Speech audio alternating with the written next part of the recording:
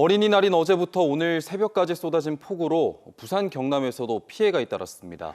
경남에선 농수로에 떠내려간 70대가 숨지고 마을 전체가 침수 피해를 입기도 했습니다. 김건영 기자의 보도입니다. 세찬 물살 속으로 소방대원이 들어갑니다. 줄을 메고도 몸을 가누기가 어렵습니다.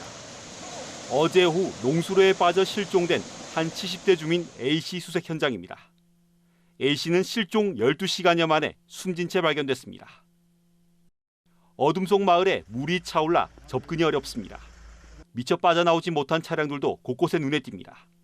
날이 밝자 소방대원들이 보트를 타고 마을 곳곳을 살펴봅니다. 갑자기 불어난 물에 통째로 잠겨버린 경남 합천군 대양면 양산마을입니다. 주민 55명이 긴급 대피했습니다. 경남도는 인근의 고속도로 건설 공사가 침수에 영향을 준 것으로 보고 정확한 원인 파악에 나섰습니다. 임시 가배수로 설치를 통한 응급 복구를 시작할 거고요. 향후는 상부빔 설치 완료 후에 가도 전체를 완전히 철거할 계획입니다.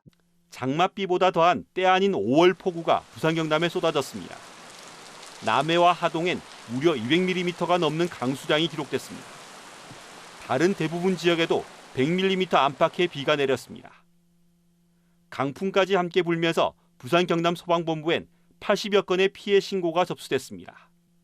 기상청은 모레까지 비는 소강 상태를 보이겠지만 해안 지역에선 강풍과 너울에 주의할 것을 당부했습니다. KNN 김건영입니다.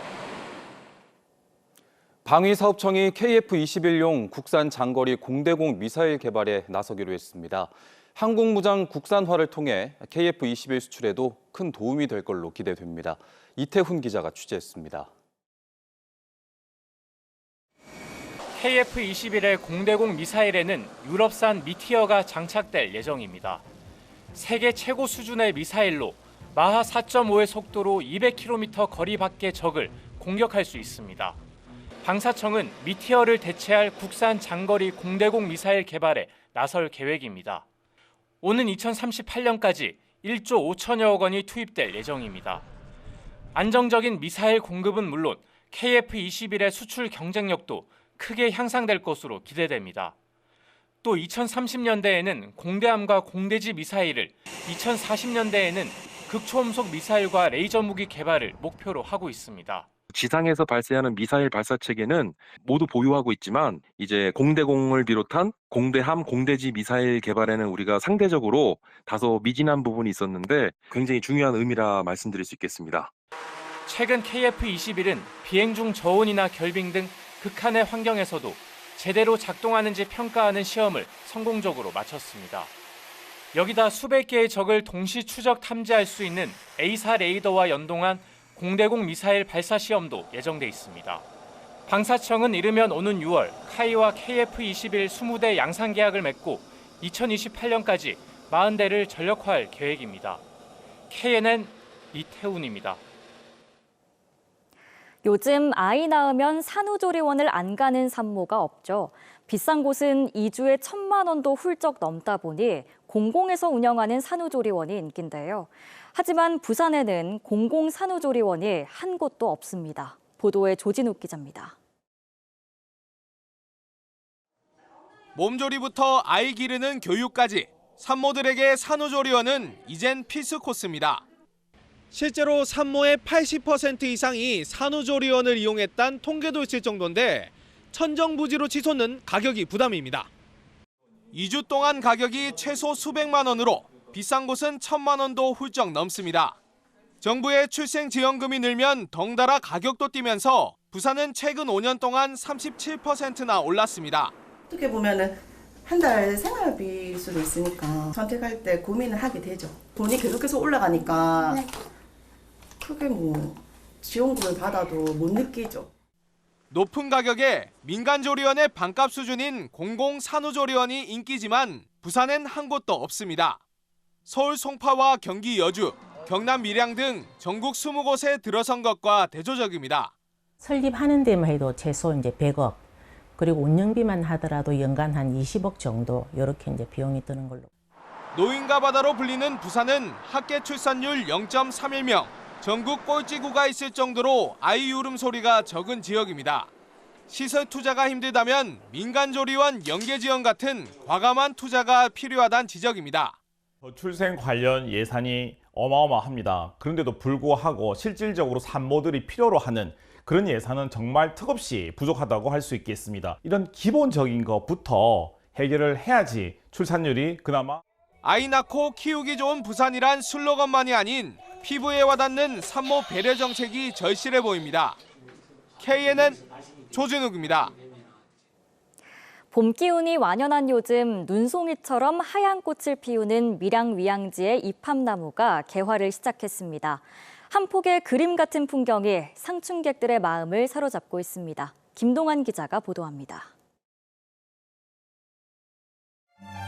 경남 밀양에 있는 위양지입니다. 저수지 둘레에 빼곡히 들어선 수목들이 싱그러움을 더합니다. 봄 기운이 절정을 이루는 이맘때면 저수지 정자에 300년이 넘은 고목에서 눈송이 같은 하얀 꽃을 피웁니다. 영원한 사랑이라는 꽃말을 가진 이팝나무 꽃입니다.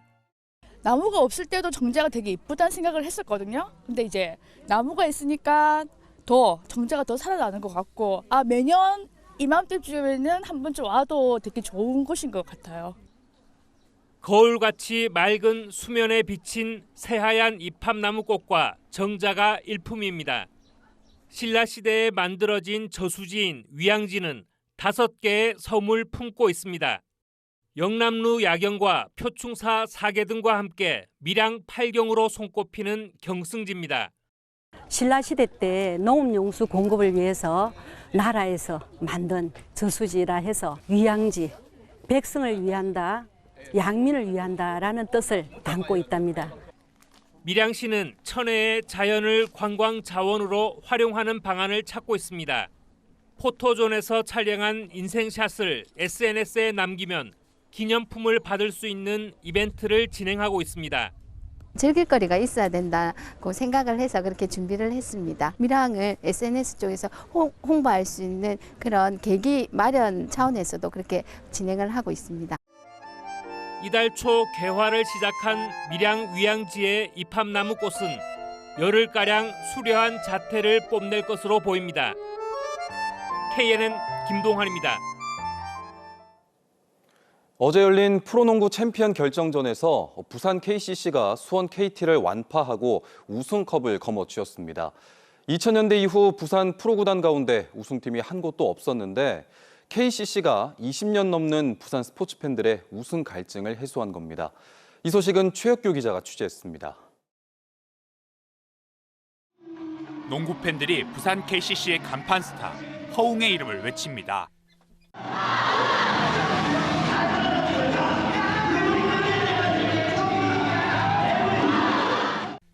허웅은 골대 그물을 자르는 세리머니로 부산 KCC의 프로농구 챔프전 우승을 자축합니다. 3년 전 야반 도주하듯 부산을 떠난 KT를 꺾어 승리의 의미를 더했습니다. 부산 KCC는 지난해 전주에서 부산으로 연고지를 이동한 뒤 불과 1년 만에 챔피언에 등극했습니다. 부산연고 프로구단의 마지막 우승은 지난 1997년 농구와 축구였습니다. 2000년대 들어 처음으로 KCC가 부산 시민들에게 우승을 안긴 겁니다. 무려 27년 만입니다. KCC의 활약은 전국에서 가장 뜨거운 부산의 스포츠 팬덤에 다시금 불을 지폈습니다. 홈 경기인 챔프전 3, 4차전에 2경기 연속 10,000명 넘는 구름관중이 몰렸습니다. 프로농구 전체로 봐도 12년 만의 관중 규모입니다. 뜨거운 응원전은 사직구장 못지 않습니다.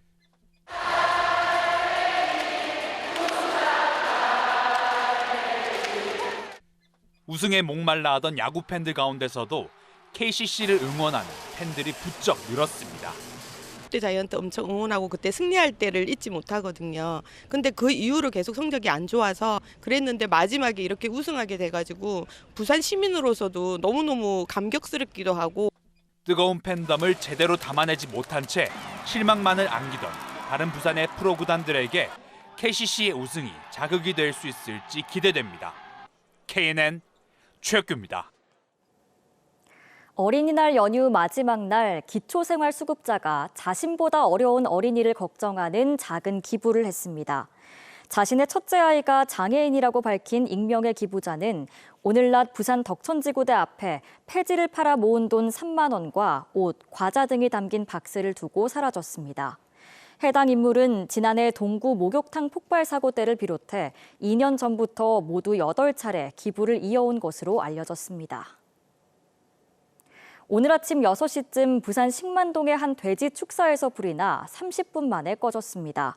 이 불로 축사 1개동이 타고 돼지 40여 마리가 폐사해 소방추산 1,000만 원 상당의 재산 피해가 발생했습니다. 소방은 축사한 분전반에서 전기적 요인으로 불이 난 것으로 보고 정확한 화재 원인을 조사하고 있습니다. 부산지법 형사 17단독은 법정 제한 이자율의 최대 122배가 넘는 불법 고리를 챙긴 혐의로 기소된 50대 A씨에게 징역 2년 8개월과 추징금 17억 원을 선고했습니다.